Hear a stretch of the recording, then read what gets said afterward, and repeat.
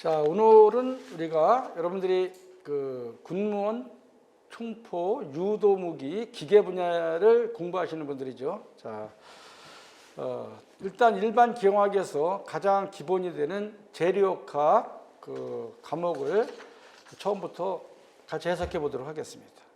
그러면 그 교재 보시면은 1장에는 우리가 응력과 변형률이다라고 하는 용어가 나와요. 그래서 재료학은 본래 응력하면은 우리가 영어로 스트레스다라고 하는데 응력으로 시작해서 응력으로 끝난다라고 하는 그러한 속어가 있습니다. 그래서 그만큼 응력 해석이 중요하다는 거죠. 그래서 이제 전공하신 분들이나 비전공자들도 같이 그 개념적인 거를 잘 정리를 해서 우리가 답습을 하시면 여러분들이 반복적으로 공식이라든가 이런 걸 메모리해서 준비하시면은 우리가 좋은 결과를 얻을 수 있습니다. 자, 그러면은 우리가 제1장 보면은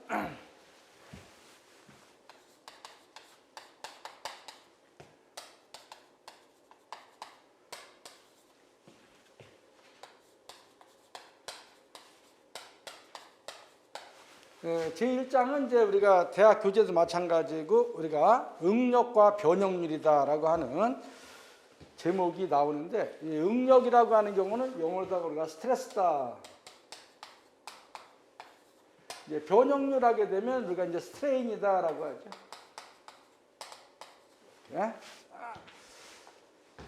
그러면 우리가 이 재료학은 우리가 이제 고체역학으로서 우리가 기본적으로 응력 해석을 하려면 우리가 공학적으로다가 중요시되는 우리가 용어를 여러분들이 좀 알아두셔야 되는데, 제일 먼저 우리가 하중이라는 그 공학적 용어가 있습니다. 그래서 하중에는 어떤 것이 있느냐, 또 하중의 또 속도에 따른 분류, 또 우리가 하중의 또 특성에 따른 분류 여러 가지가 있습니다. 그러나 우리가 제일 먼저 보게 되면은 하중이 우리가 어떠한 기계나 구조물에 어떤 식으로 작용하느냐에 따라서 우리가 힘에 대한 성질을 잘 알아야지만이 응력 해석을 할 수가 있는 거예요. 그래서 제일 먼저 하중의 성질에 따른 분류를 우리가 해석해 보도록 하는데, 먼저 하중이 뭐냐 하는 거죠. 하중.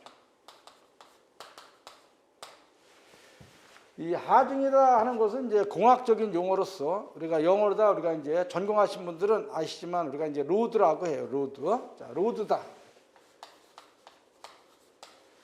그래서 하중이다라고 하게 되면 이제 이 기호라든가 단위가 또 중요한데, 이제 처음 공부를 하시는 분들은 책마다 다 우리가 이게 기호가 다르기 때문에 기호를 잘 알아두셔야 돼요. 그래서 우리가 일반적으로 다 이 하중하게 되면 우리가 이제 기호는 대문자로 쓰는데, 우리가 대문자 P로 쓰는 우리가 교재도 있고, 대문자 우리가 W로다가 표기하는 책도 있고, 또 우리가 하중을 Q라고 쓰는 책도 있어요. 이렇게. 자. 그리고 이제 단위가 중요한데, 이 단위는 우리가 이제 공학 단위, 중력 단위, 우리는 이제 지구상에 살고 있는 우리가 관용적으로 사용하는 단위는 중력 단위, 또 공학도 공학 단위, 이런 거는 이제 관용 단위, 같은 얘기인데, 우리가 이제 킬로그램이라고 우리가 여러분들 몸무게 하게 되면 몇 킬로그램 했을 때 이거는 중량을 말하는 거죠. 중량. 그러나 국제 단위에서는 힘에 대한 단위를 여러분들이 이제 요즘은 뭐 중고등학교에서도 전부 다 SI 단위, 우리가 시스템 인터내셔널 유니트라고 하는 국제 표준 단위를 공부를 하기 때문에 여러분들은 이제 익숙해져 있으실 줄 믿습니다. 자, 그래서 그러나 우리가 시험에서 킬로그램으로 표기할 수도 있고, 우리가 뉴턴, 우리가 국제 단위는 접조를 써서 여러분들이 뉴턴, 킬로뉴턴, 메가뉴턴, 기가뉴턴, 테라뉴턴까지 이렇게 쓰기 때문에 그거에 대한 상관관계를 잘 이렇게 해석을 해야 되고, 또 군무원 시험은 공무원 시험도 마찬가지지만 이제 계산기를 사용하지 않기 때문에 웬만한 거는 우리가 산술적으로 이렇게 핸들링 해야 되기 때문에 그러한 것을 평상시에 연습을 여러분들이 잘 하셔야 돼요. 자, 그래서 일단은 하중하게 되면 우리가 국제 단위에다 표기를 하겠습니다. 국제 단위에서는 우리가 하중을 뉴턴을 쓰죠. 뉴턴. 자, 그래서 뉴턴을 씁니다.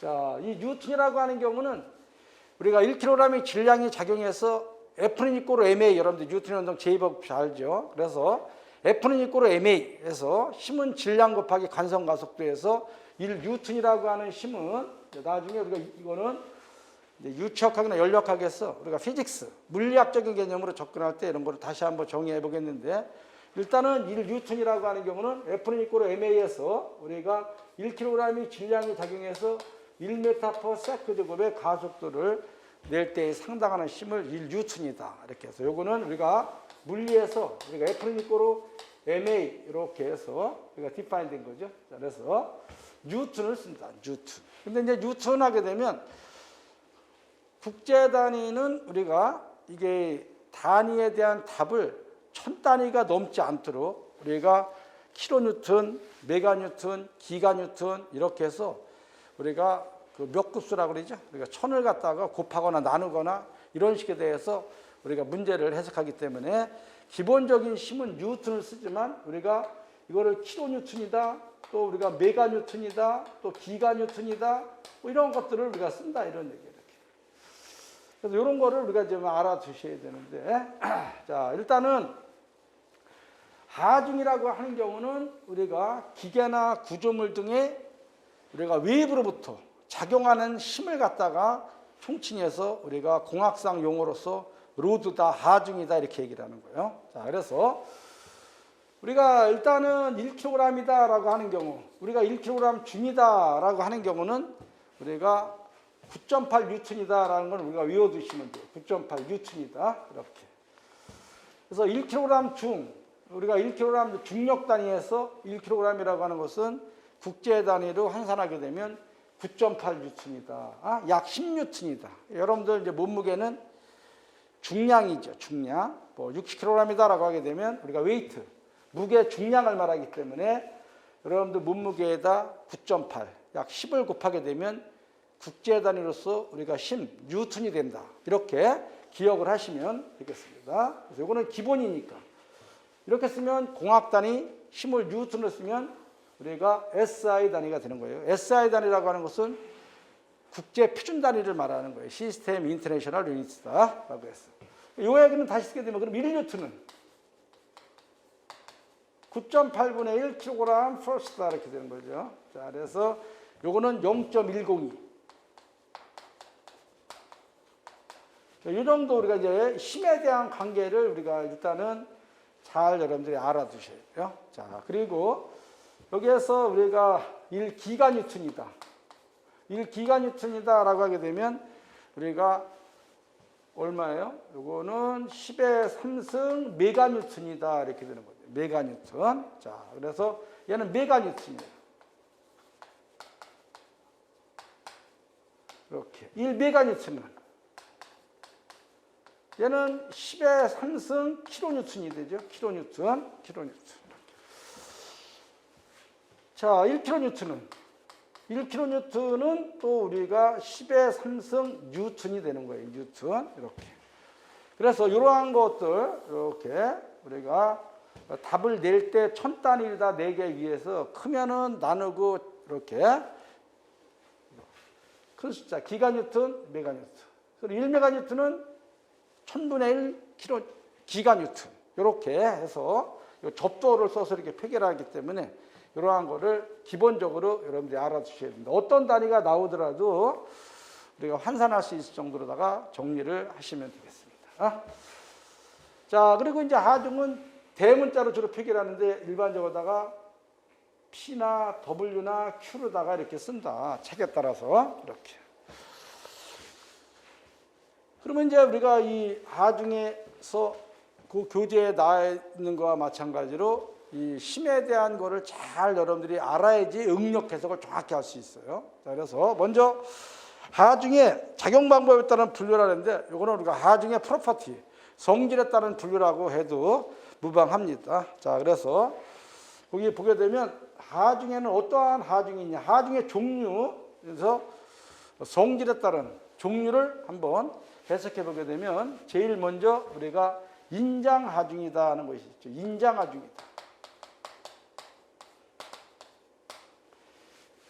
인장하중이다라고 하게 되면 이제 영어로는 우리가 이제 텐사일 로드다 이렇게 해서 이거는 어떠한 부재를 잡아다녀서 늘어나게 하는 하중이 인장하중이라는 거예요. 그래서 이거는 이제 우리가 늘어나게 하는 하중이기 때문에 이걸 우리가 이제 파지티브 로드, 또 액실 로드, 축방향으로 작용하는 힘인데 잡아다녀서 늘어나게 하는 하중이 인장하중이다. 그래서 여기서는 우리가 교재에서 마찬가지로 작용하중을 우리가 이제 P라고 쓰는데 이것도 하점자를 써서 우리가 P 텐사일 로드다. 그래서 우리가 인장하중을 PT라고 한번 써볼게요.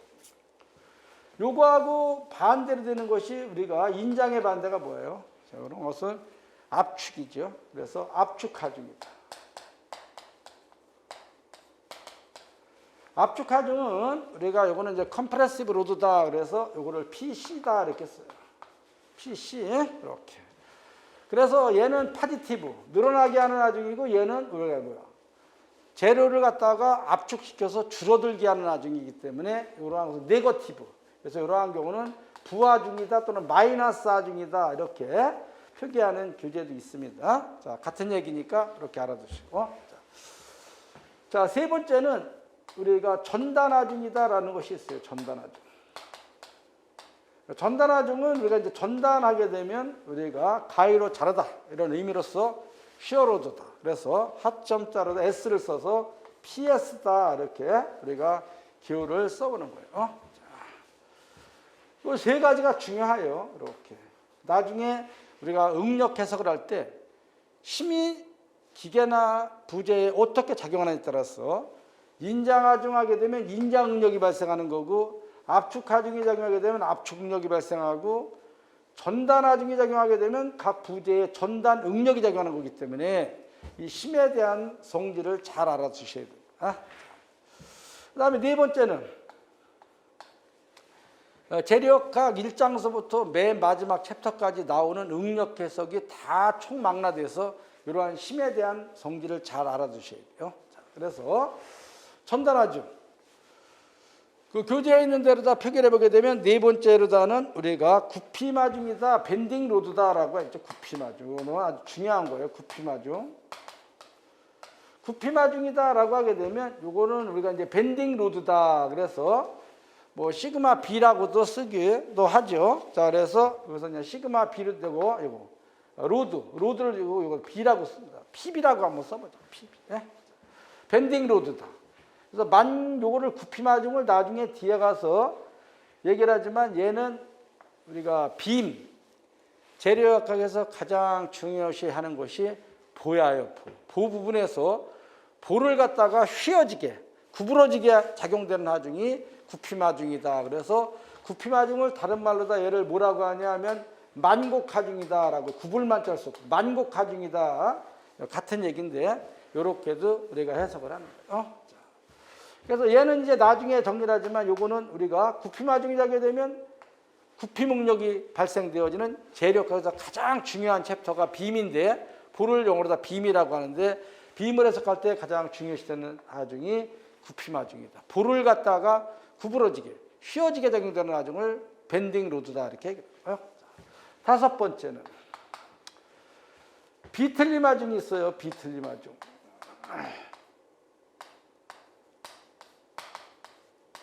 이제 비틀림 하중이다라고 하게 되면 우리가 이제 트위스팅 로드다 또는 우리가 토셔널 로드다. 토션. 그래서 요거는 샤프트. 축을 갖다가 비틀어서 파괴시키는 하중이 우리가 비틀림 하중이다. 그래서 요거는 우리가 이제 토셔널 로드.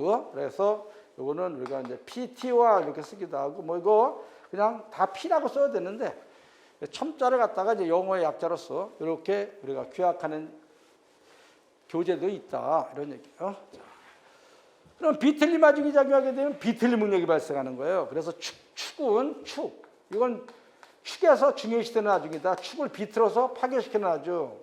비틀림 하중이 작용하면 비틀림 응력이 발생하는 거예요. 그래서 요거는 구피마중은 요거는 우리가 이제 요거는 우리가 이제 보에서 중요시되는 하중이다. 얘는 축을 비틀어서 파괴시키는 하중. 얘는 볼을 구부러지게 작용시키는 하중. 수직 하중으로서 이렇게. 자, 재료학학 맨 마지막에 가게 되면 우리 칼럼, 롱 칼럼이라 해서 기둥이 나오는데 기둥에서는 우리가 여섯 번째는 뭐가 있냐면 좌구라중이라는 것이 있어요. 버클링 로드다. 그래서 좌구라중.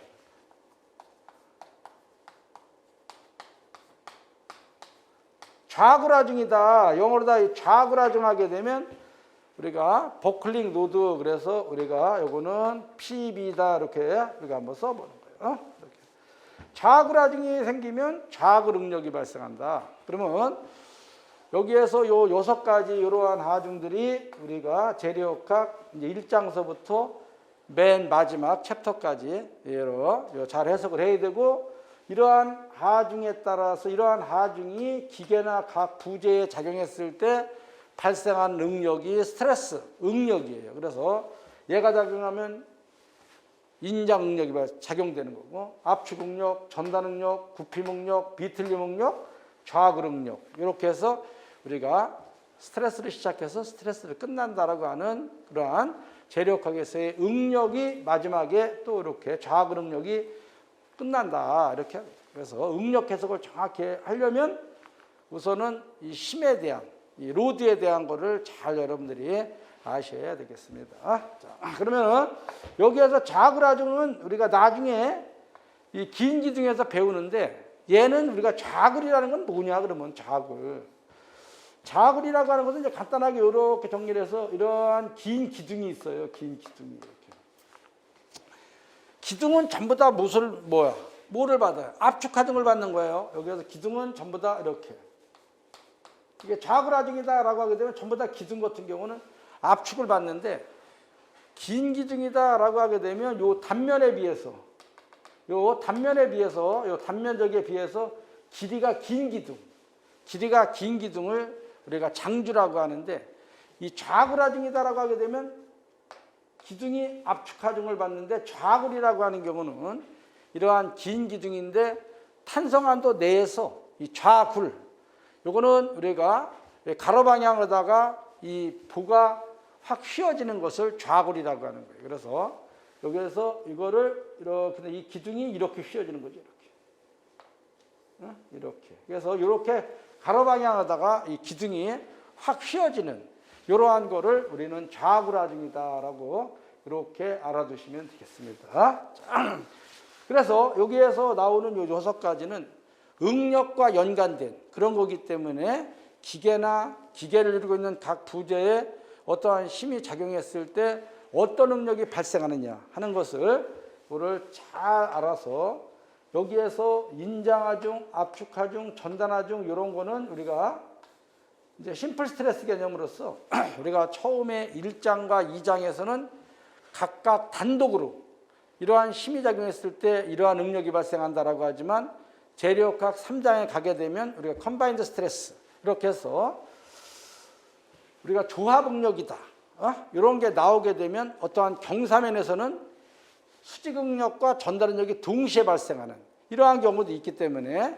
이 각각에 대한 심플 스트레스 개념으로서 이러한 힘이 각각 단독으로 작용했을 때 발생되어진 응력을 잘 해석을 해야지만이 또 우리가 조합 응력도 해석을 용이하게 할 수가 있어요. 그래서 재료학은 일단 응력이 중요하다라고 하는 것을 잘 여러분이 인지하시기 바라고, 거기에 그림과 아울러서 그렇게 알아두고, 또 하중이라고 하는 경우는 또 아주 여러 가지로 또 나눌 수가 있어요. 구분할 수가 있어요. 여기에서는 지금 이렇게, 이거는 성질에 따라서 이렇게 중요한 것을 6개 나누지만, 그 교재에 보면은 하중이 걸리는 벨로시티, 속도에 따른 분류로서 우리가 스태틱 로드다, 정하중이다, 또는 다이내믹 로드다, 이렇게 해서 동하중이다 이렇게 구분을 하는데, 정하중이 일반적으로 우리가 이제 이 재료학은 정력학이기 때문에 일반적으로다가 정적 하중, 우리가 하중의 크기가 일정한 방향으로다가 또는 서서히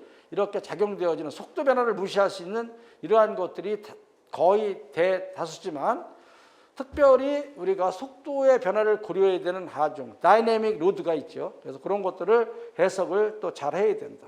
특별히 정하중에서 재료 자체만에 의한 하중을 우리가 뭐라 그러냐면 이제 주군하중이다, 그래서 사하중이다. 재료 자중만에 의한, 자체 무게만에 의한 하중을 우리가 사하중이다, 데들로드다 이렇게 얘기를 하는 겁니다.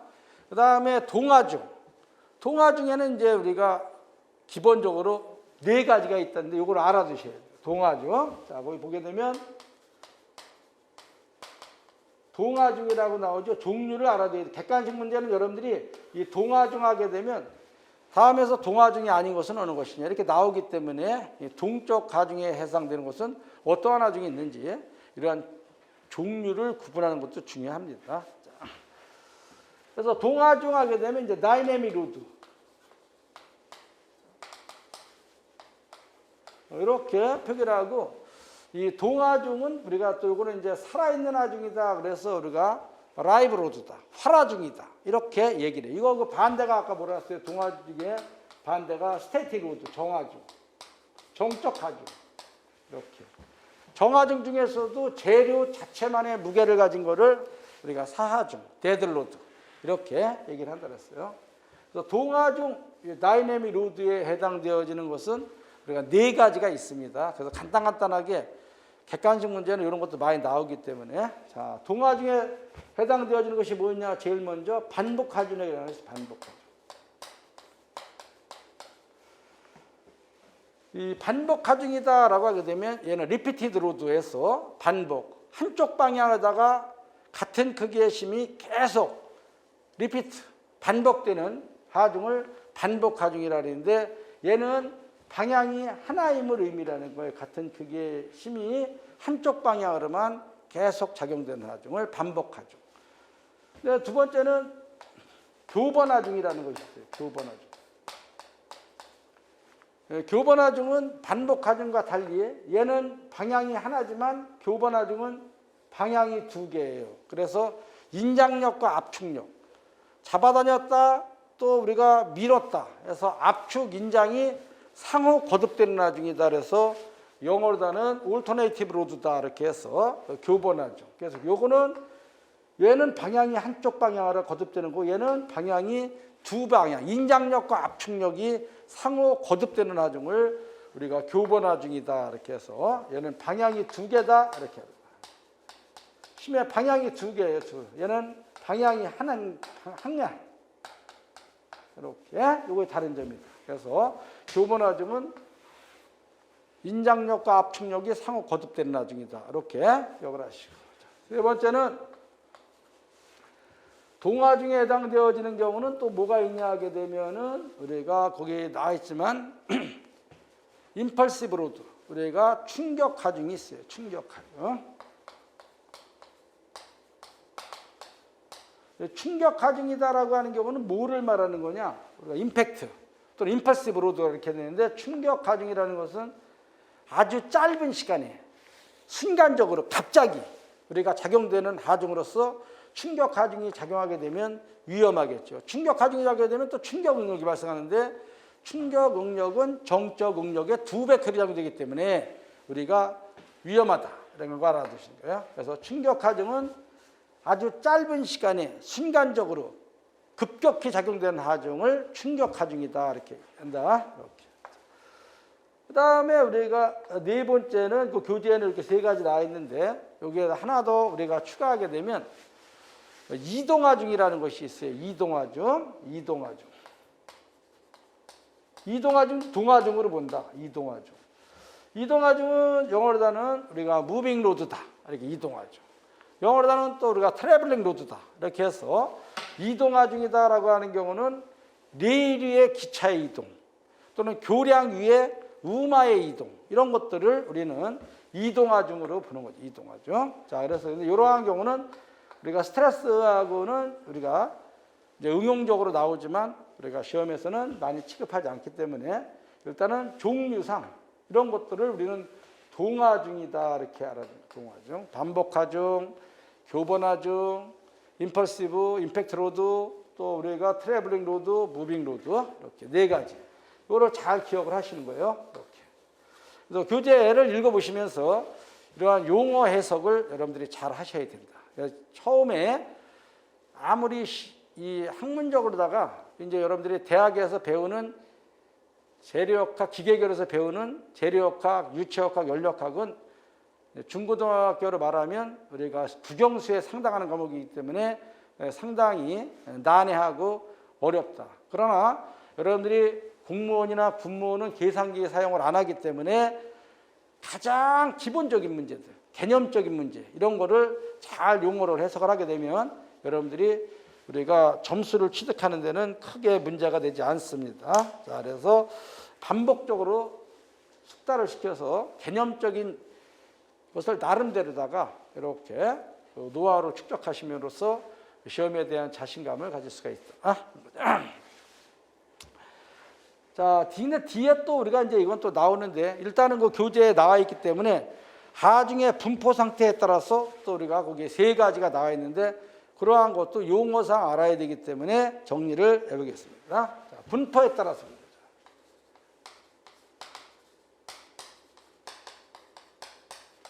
하중에 우리가 분포에 따른 우리가 이제 분류해서 보게 되면은 예를 들어 3가지가 있어요. 제일 먼저 우리가 집중하중이다. 집중하중. 집중하중이라고 하는 경우는 얘를 이제 기호로 쓸 때 대문자로 쓰는 거예요. 예, 대문자. 그래서 집중하중이라고 하는 것은 어느 한 점에 국부적으로 집중돼서 작용되는 하중을 우리가 집중하중이다. 이렇게 얘기를 하는 거죠. 집중하중. 자. 그래서 집중하중은 주로 얘는 이제 우리가 대문자로 다 표기를 하고 P나 Q나 W를 써서 이러한 거 이제 볼을 갖다 이렇게 그려놨는데 이러한 지점 위에 이러한 막대가 있는 거를 우리는 심플비입니다. 이렇게 되는데 여기에서 우리가 이렇게 P라고 하는 이러한 힘이 작용하게 되면 볼을 갖다 어떻게 한다랬어요? 휘어지게 한다 그랬죠. 이렇게. 왜냐하면 다 탄성체 해석이기 때문에 이렇게 휘어지는 거예요. 힘을 제거하면 이러한 재료는 원위치로다가 이렇게 수평을 유지하는 상태로서 재료역학은 탄성역학이나 마찬가지다. 탄성이라고 하는 경우는 재료에 어떠한 힘을 가하게 되면 변형이 생기고 힘을 제거하면 원위치로 돌아가는 우리가 스프링 여러분들 아시죠? 스프링이 탄성체의 가장 일반적인 해인데 탄성이라고 하는 것은 어떠한 재료에 힘을 가하게 되면 변형이 생기고 힘을 제거했을 때 원래 위치로 되돌아가는 영구적 변형이 전혀 생기지 않는 그러한 거를 우리가 탄성체 재력학은 모든 부재를 우리가 탄성체 영역에서 해석을 하는 거다. 그래서 힘이 작용하면은 그 힘에 비례해서 반드시 변형이 생기고 힘을 제거했을 때 원래 위치로 되돌아가는 그러한 탄성체 영역에서 해석을 한다. 이렇게 알아두시면 돼요. 작든지 크든지 우리가 비례해서 변형이 생기고 힘을 제거했을 때 원위치로 돌아가는 것을 우리가 탄성이다. 이렇게 얘기를 하는 거죠. 그래서 이런 것도 이러한 보도 이러한 힘이 작용하게 되면 이 부가 이렇게 점선으로 이렇게 해서 휘어지는 거죠. 변형이 생기는 거예요. 처짐이. 이거 힘을 제거하면 원위치로 돌아가는 이러한 거를 우리가 탄성이다라고 해서 집중하중은 이 한 점에 국부적으로 50이면 50, 1000이면 1000 이러한 힘이 집중으로 작용하는 것을 말 그대로 집중하중이다 이렇게 돼요. 자, 두 번째는 분포하중이라는 것이 분포하중. 나중에 이걸 또 우리가 배우는데 분포하중은 우리가 이거는 소문자로 씁니다. 소문자. 이거 알아두시면 좋아요. 소문자. 그래서 이거는 P는 대문자하고 소문자하고 어때요? 우리가 구분하기가 뭐 그렇기 때문에 일반적으로다가 여기에서 분포하중은 소문자로다가 Q의 소문자, W의 소문자 이런 거를 쓴다는 거죠. 자, 그래서 분포하중은 일반적으로 이렇게 쓴다. Q 이렇게. Q는 뭐냐? 이거는 단위 기당 작용하는 힘을 말하기 때문에 우리가 뉴턴법이다 이렇게 쓰는 거예요. 분포하중은 단위 기당 작용하는 힘. 그 다음에 얘를 W를 썼다. 소문자 W를 썼다. W를 쓰게 되면 얘도 1분의 대문자 W에서 얘도 단위 기당 작용하는 힘이다. 이렇게 되는 거예요. 그래서 소문자로다가 분포하중을 쓰는구나. 이렇게. 단위 기당 작용하는 힘. 이렇게. 그래서 분포하중은 거기 교재에 보면은 2가지가 나와 있는데 우리는 3가지를 주로 해석을 하죠. 나중에 뒤에서 또 보에서 중요시되기 때문에 해석을 하는데. 이렇게 보게 되면 보가 이렇게 있으면은 보의 전 구간 또는 일부 구간에 대해서 우리가 작용되는 하중을 우리는 균일분포 하중이다. 높이가 같은 게 균일분포 하중이에요. 그래서 여기에서 이렇게 높이가 같다. 이렇게. 이러한 거를 뭐라 그러냐? 이런 거를 균일분포 하중이라고 하는 거예요. 균일분포 하중. W 뉴턴법이다. 이렇게. 그래서 이렇게 표기되어지는 것을 균일분포 하중이라고 한다. 균일분포 하중. 그 다음에 분포화 중에는 또 뭐가 있냐?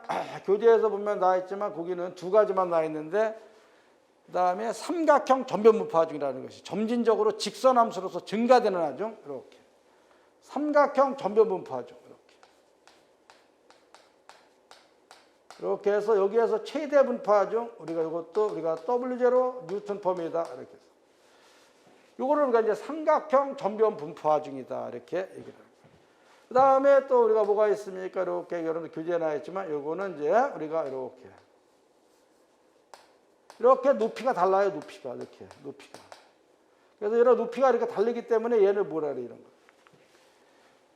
이런 것들은 이제 우리가 적분을 해서 이 면적을 갖다 구해가지고서 우리가 센트로이드, 도심의 집중과정으로 작용되는 걸로 계산을 하는 거예요. 그래서 이러한 경우는 곡선으로 이렇게 불규칙하게 되어 있기 때문에 요거는 이제 나중에, 하지만 요거는 X에 따라서, WX에 따라서 우리가 이러한 경우는 적분을 해서 구하죠. 예를 들어서 요거는 3X승 플러스 5X 플러스 10 이렇게 해서 얘는 X에 따라서 이렇게 하중의 세기가 우리가 달라지는 이러한 경우를 불균일 분포 하중이다. 이렇게 돼요. 불균일 분포 하중은 요거를 적분을 해서 이 면적을 구한 다음에 우리가 그 힘이 우리가 요 면적의 도심에 집중으로 작용되어지는 그러한 경우로서 해석하는 것을 불균일 분포 하중이다.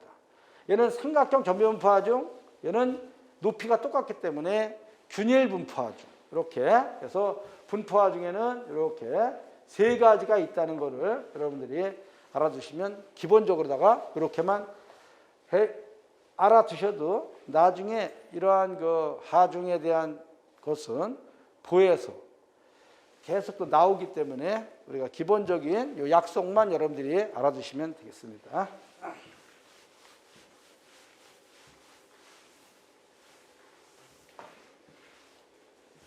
자, 그 다음에 거기 이제 보시면은 1-2를 보면은 이제 응력이 나와요. 응력. 자, 응력 해석이 우리가 상당히 중요하기 때문에 우리가 그 단위와 아울러서 우리가 지금까지 정리했던 이 하중에 우리가 성질에 따른 분류 요거를 해서 응력 해석을 심플 스트레스, 수직 응력과 전달 응력 두 가지를 우리가 이렇게 먼저 해석을 하고 뒤에 나오는 비틀림, 하중에 의한 비틀림 응력, 굽힘, 하중이 작용했을 때 발생되어지는 굽힘 응력, 자굴 하중이 작용했을 때 발생되어지는 기둥에서의 롱칼럼에서의 우리가 그런 좌굴 응력과는 공식 이런 것들은 뒤에서 배우고 우선은 응력에는 어떠한 것이 있느냐, 응력이 뭐냐 하는 것을 잘 이해를 해야지 나중에 설계도 잘할 수가 있는 겁니다. 그래서 교재에 보면 1-응력이라고 나오죠. 응력. 자, 응력은 영어로다가 우리가 스트레스다. 이렇게 스트레스. 스트레스다. 이렇게 돼요. 응력. 자, 응력이라고 하는 경우는 잘 해석을 해야 되는데, 응력이라고 하는 경우는 단위 면적당 수직 방향으로, 단위 면적당 우리가 재료 내부에서의 외력에 저항하는 인터널 폴스를 말하는 거다. 그래서 우리가 응력을 이렇게 해석을 해야죠. 응력은 가상 파괴 면적 이렇게. 가상 파괴 면적분에 우리가 외력이 저항하는 재료 내부에서의 인터널 폴스, 저항력인데 이거를 우리가 내력의 크기다 이렇게 내력의 크기, 인터널 폴스다. 인터널 폴스다 이렇게 내력의 크기. 자, 그래서 가상 파괴 단면적분의 내력의 크기다. 내력. 내력. 그래서 얘는 뉴턴 퍼 미리의 제곱 이렇게 해서 요거를 우리는 메가파스칼이다 이렇게. 이거 잘 알아둬야 돼요. 이렇게. 자, 일반적으로 파스칼을 기본으로 쓰지만 우리가 계산 문제에 있어서는 뉴턴 퍼 미리 제곱이 메가파스칼하고 같은 거다라고 하는 거를 알아두시면 돼요. 응력. 자, 그래서 가상 파괴단 면적분의 인터널 폴스 이것이 응력이다. 그래서 응력에 대한 단위는 이렇게 되기도 하고 얘를 갖다가 뉴턴포 면적을 이렇게 하게 되면 얘를 우리가 파스칼이다라고 하는 거죠. 파스칼. 이렇게 압력 단위하고 똑같아요. 응력은 이렇게. 그래서 파스칼 단위 면적당 수직 방향으로 작용하는 힘. 이것이 우리가 이제 압력은 수직 방향으로만 작용하지만 응력은 이제 우리가 단위 면적당 인터널 폴스인데 힘에 어떻게 작용하느냐. 요거에 따라서 인자응력, 압축응력, 전달응력. 요거를 심플 스트레스라고 했죠. 자, 그래서 먼저 응력에 대한 기본적인 해는 이렇다는 거야. 단면적분의 내력의 크기. 요거. 자. 그러면 먼저 응력에는 우리가 뭐가 있냐면 수직응력이 있어요. 수직응력. 수직응력을 우리가 요거를 법선응력이라고도 하죠. 버티컬 스트레스 되는데 이거 법선응력, 노멀 스트레스다. 이렇게. 그래서 수직응력에는 두 가지가 있어요. 자, 그래서 수직응력에는 뭐가 있냐? 인자응력과 압축응력이 있습니다. 자, 그래서 수직응력에는 먼저 인자응력이 있어요. 또 우리가 압축응력이 있다.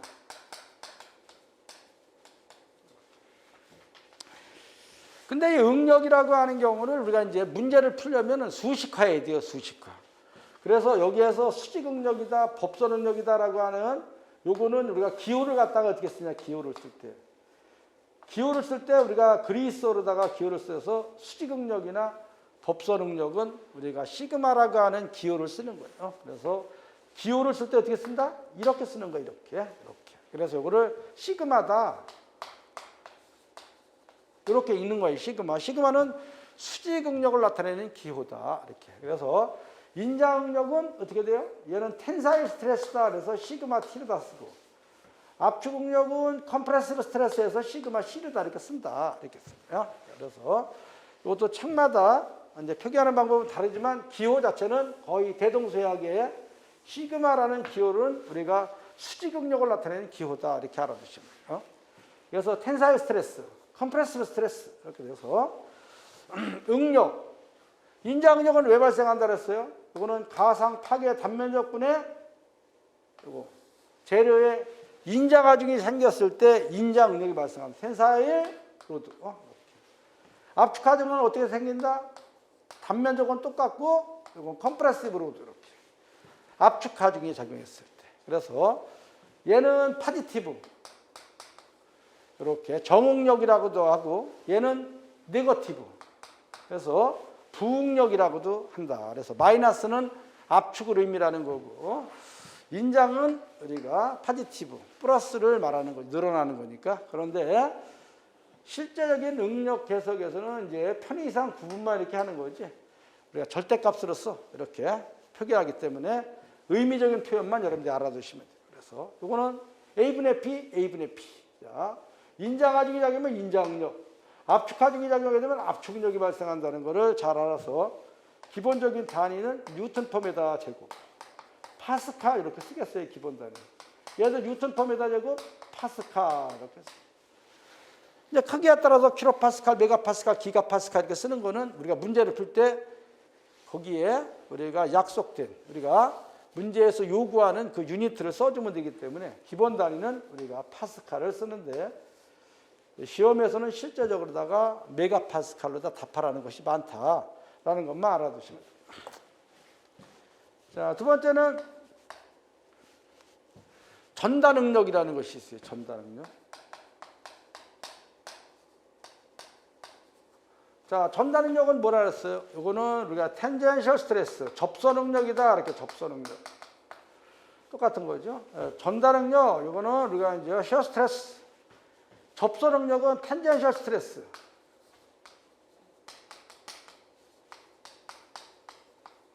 이렇게 써서 전단응력이나 접선응력은 기호를 쓸 때 뭐라고 쓴다?